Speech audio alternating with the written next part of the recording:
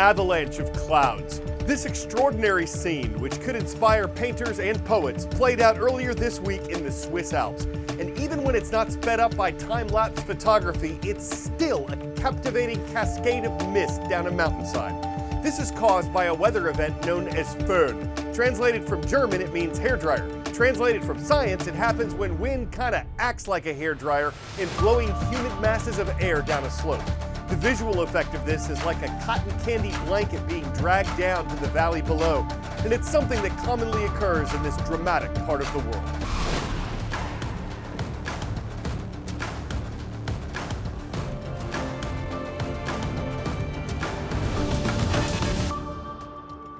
Welcome to the world from A to Z, where Fridays are awesome. I'm Azuz, and you are the best part of what we do, so thanks for taking time out of your day to watch our nonpartisan news show.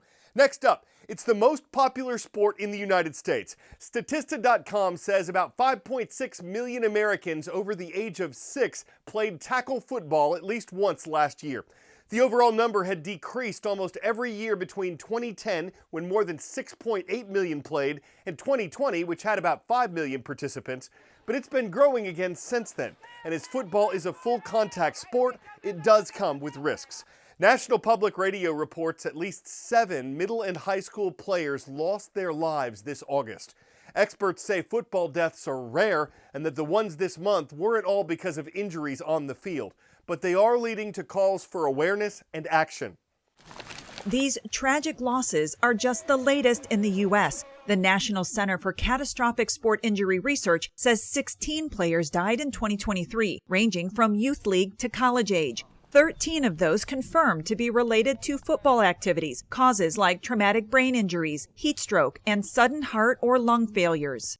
The father of 13-year-old Foehn, who did die from a brain injury, is pushing for student players to wear guardian caps, extra soft shell coverings to protect against injuries. Meanwhile, there have been some advancements in the medical technology used to detect brain injuries. Dr. Linda Papa with Orlando Health says traditionally, patients who have come in with suspected traumatic brain injury would be evaluated by a doctor to determine if they need a CAT scan.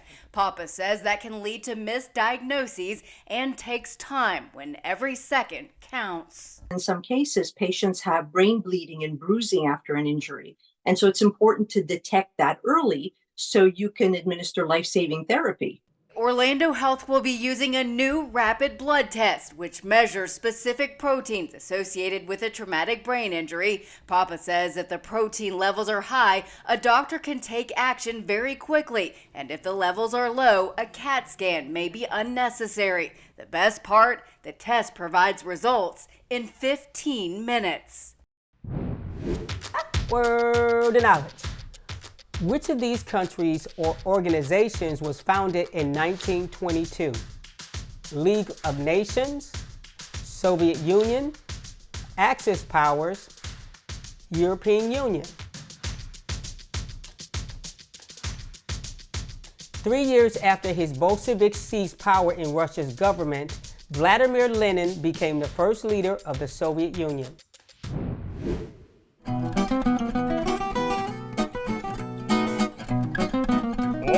Date in world history. August 30th, 1918 was when a 28-year-old woman named Fanny Kaplan was accused of trying to assassinate Soviet leader Vladimir Lenin. He survived the shooting, and Kaplan was arrested and executed in the days that followed. But historians debate whether Kaplan was actually Lenin's attacker, as she was nearly blind and some of the evidence didn't line up. What followed the shooting was the Red Terror, a campaign of murder and political repression by the Soviet government against people it thought were enemies.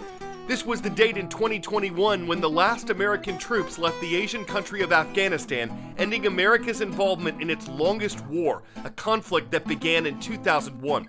The U.S. withdrawal from Afghanistan had been negotiated by both the Trump and Biden administrations, and it was widely characterized as chaotic. 13 American troops were killed that week in a bombing of the Kabul airport, and Afghanistan was left under the control of the Taliban, the militant group the U.S. and its allies had tried to topple when the war began. moving from west to east today as we check in with some of the folks watching. First to Ferndale, a city in the evergreen state of Washington. Mrs. Schultz's class is there at Vista Middle School. We ain't rushing past the Mount Rushmore state of South Dakota. Gotta make a stop there to see Mr. Tapp's or Mr. Tappy's class at Hanson School District in Alexandria. And there's 100 reasons to love 100 High School in 100 West Virginia. One of them is because it's where Mr. Snyder's class is watching from the Mountain State.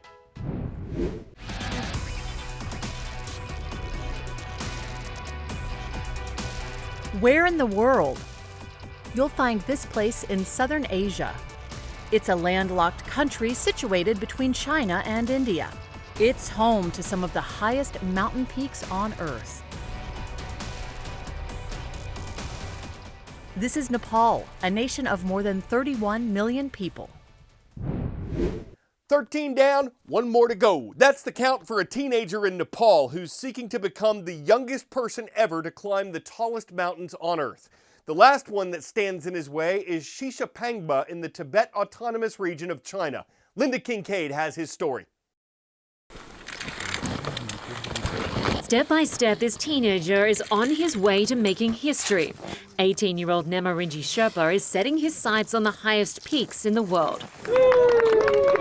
After reaching 13 of them, he's aiming to become the youngest person to climb all 14 mountains above 8,000 meters.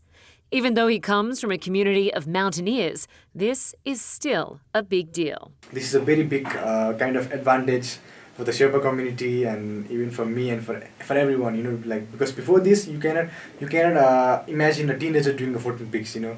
Sherpas are an ethnic group native to the valleys around Mount Everest, and they're often guides for mountaineers in the Himalayas.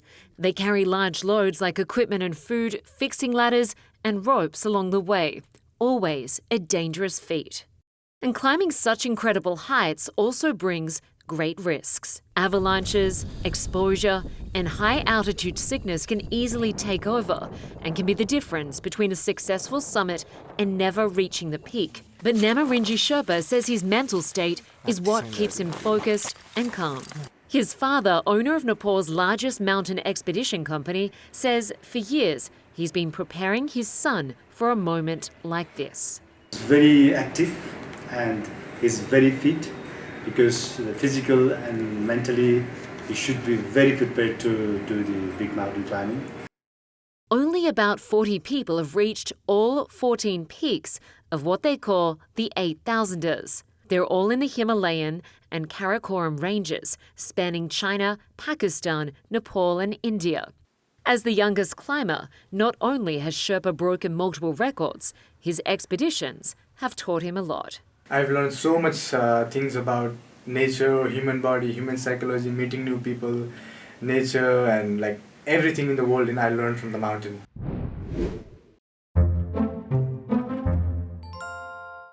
Between gravy wrestling yesterday and this story today, it's like international food fights are taking place across Europe. From Spain, this is not the place for you if you don't like crowds or tomatoes.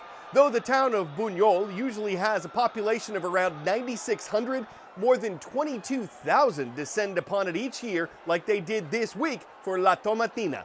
It involves pelting people with 120 tons of tomatoes and is said to have started back in the 1940s when some villagers targeted each other with fruit.